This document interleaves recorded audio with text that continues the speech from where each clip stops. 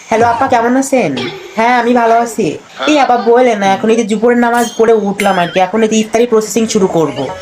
আর বললেন না আপা, এখন অনেক রকমের ইফতারি বানাইতে হবে আর কি। ওই যে ওর ছেলে পেলের এক ধরনের বায়না, ওর বাপের এক ধরনের বায়না, আবার শ্বশুর শাশুড়ির এক ধরনের বায়না।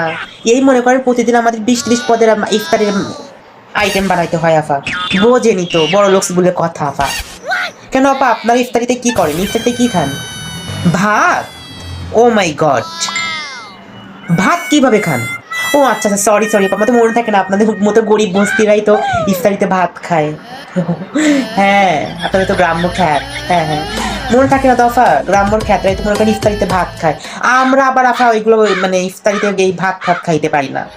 আমাদের ইফতারিতে আফা অনেক প্রকার আইটেম থাকতে হবে, অনেক ধরনের ভাজা পোড়া থাকতে হবে, অনেক ধরনের শরবত থাকতে হবে।